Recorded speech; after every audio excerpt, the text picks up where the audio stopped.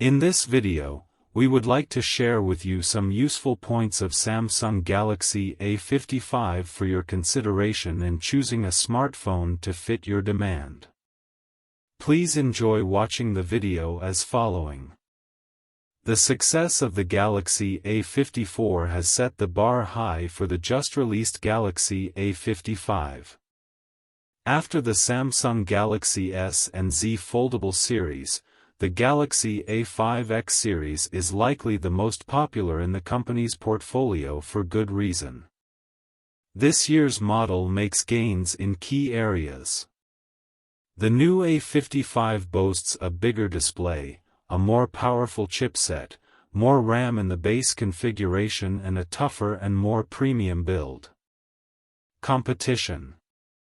The Samsung Galaxy A5X lineup is perhaps one of the most competitive series in the brand's portfolio. However, we feel like they've lost their mojo with the Galaxy A55. Sure, it has some compelling upgrades this year, like battery life and chipset, but are they enough to keep the Galaxy A5X series afloat? As always, it's a bit more nuanced than this. If you are in the market for strictly a Samsung phone, there are quite a few options around the same price point. The Galaxy A54 is still a viable option, given that it's essentially the same phone but with shorter battery life and a less powerful Exynos 1380. And it's more than €100 cheaper too. The more recent Galaxy A35 is a very close match to last year's Galaxy A54 too, but it doesn't come cheap. In a direct comparison between the A35 and the A55, though, the latter is slightly better in almost every aspect: performance, battery life, camera and build quality. It's up to you to decide whether the €100 difference is justifiable for a slightly better user experience. Continuing with the homegrown competition, the new Galaxy A55 is priced close to the Galaxy S23 FE. Dangerously close, even. And as the name implies, the Galaxy S23 FE is an affordable flagship, far from the Galaxy A55's true mid-range nature. The only real advantage the Galaxy A55 has over its higher-end sibling is battery life, which is one area where it wipes the floor with the S23 FE. However, it's hard to overlook other aspects and features: better display, faster chipset, better camera experience, has 3x telephoto 2, wireless charging, as well as other neat tidbits like Samsung DeX, reverse charging, better ingress protection, etc. The Galaxy S23 FE is objectively the better phone. Looking for competition outside Samsung's camp, we find the Xiaomi 13T as an excellent alternative. The device undercuts the Galaxy A55 in terms of pricing and offers objectively better hardware too. Additionally, Xiaomi is offering at least 4 years of major OS updates for its Xiaomi 13T series, so even if it's a last-year handset, the vanilla 13T will be relevant for at least a couple of years.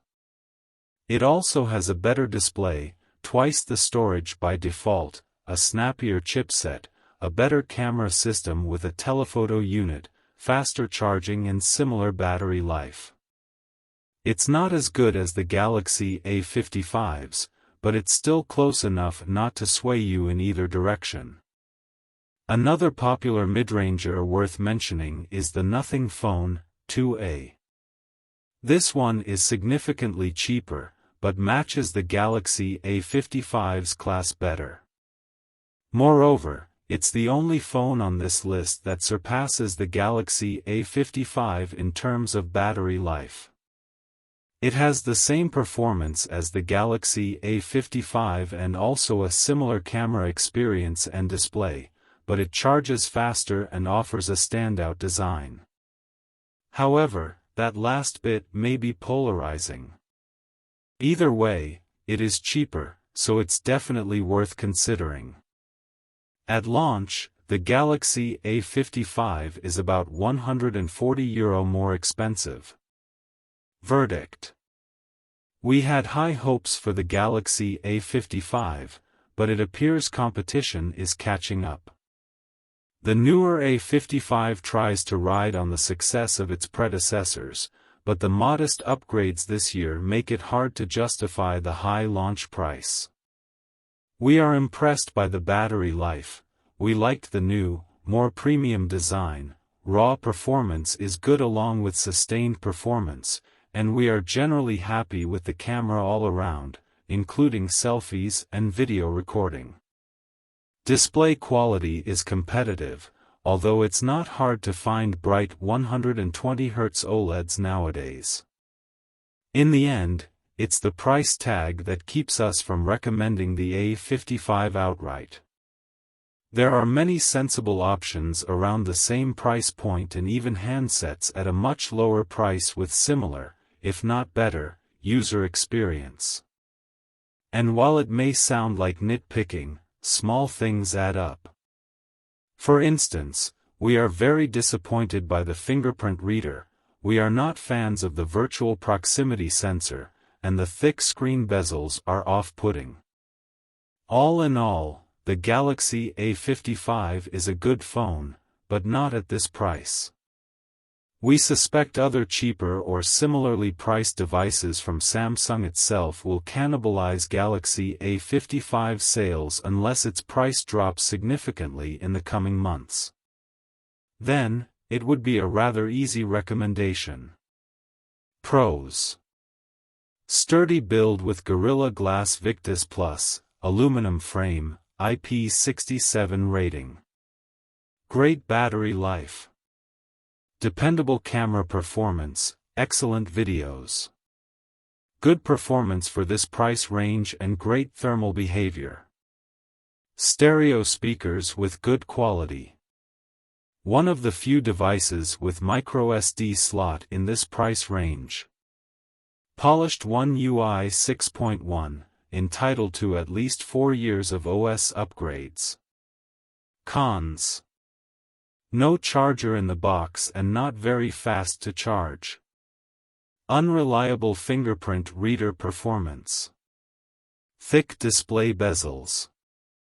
The virtual proximity sensor for turning off the screen during calls is not as good as a physical one. Expensive at launch. Thank you for watching. See you next videos.